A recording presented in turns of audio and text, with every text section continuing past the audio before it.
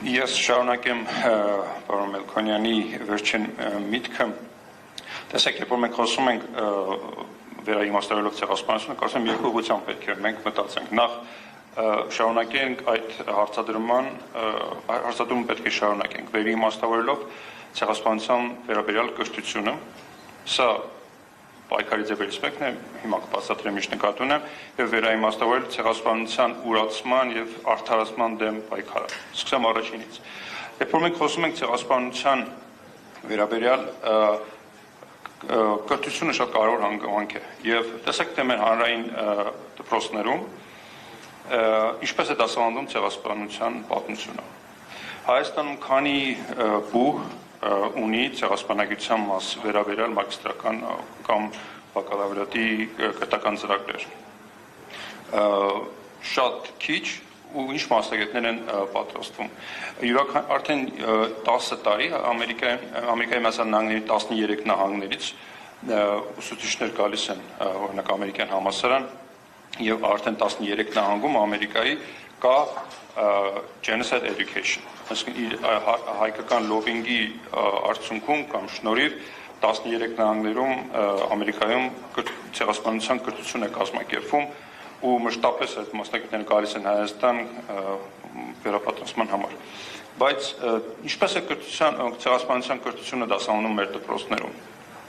Ինչպես է տեղ ունենում ուսուցիչների պատրաստումը, ովքեր են դասավանդում, ինչպիսի մեթոդաբանությամբ է դա արվում։ Եթե այս հարցերին մենք պատասխանենք ու բացեր գտնենք, այդ դեպքում գործընկերոջս ասած շատ հարցեր իրենց պատասխաններ կստանան, որովհետև կա բաց, մենք պետք է դա ընդունենք, որ կա մեթոդաբանական բաց, այն ինչ որ բացատրվում է, արդյունքում ստեղծում է նաև անտեղյակության մեծ մթնոլորտ, որն է քաղաքական առումով շահարկումների պատճառ, որի ականատեսը մենք տեսանք մի քանի ամիսներ առաջ, երբ հարցականի տակ էր դրվում ցեղասպանության վերաբերյալ շատ պնդումներ, բայց եթե դա քաղաքական առաջնորդն է անում, դա մի շարք այլ հարցեր է առաջացնում։ Երկրորդ մասը ցեղասպանության դեմ պայքարի նոր մեթոդաբանություն է պետք։ Տեսեք, վերջին անցյալ տարի Թուրքիայի դեսպանատների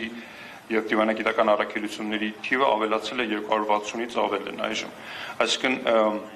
եւ այդ առումով Թուրքիան 5-րդ երկիրն է աշխարհում դիվանագիտական առաքելությունների թվով։ Եվ ամեն մի դիվանագիտական առաքելությունում շուրջ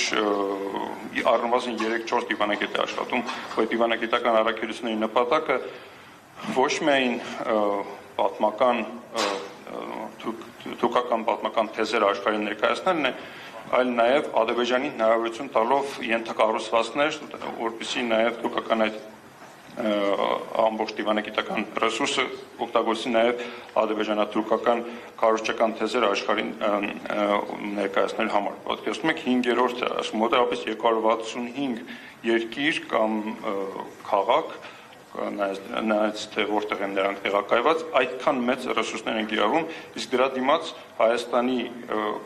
քաղաքականությունը, պետական քաղաքականությունը ասում է, որ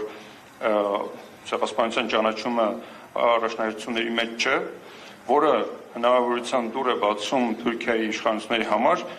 առաջ տանել այն թեզերը, որոնք մշտապես տարել են, որովհետև չկա դիմադրություն, չկա հակադրում, չկա հակասություն, արդյունքում այդ կարտ բլանշը, որ տրվում է Թուրքիային, սա հնարավորություն է, որպեսզի նրանք շարունակեն այն, ինչ որ արել են, որովհետև նրանց պատկերացմամբ ինչ արել են, ճիշտ է դուրս եկել, որովհետև կան մարդիկ, ովքեր կամ երկրի կառավարությունների ղեկավարներ, ովքեր համապատասխան ձևով են արձագանքում դրան։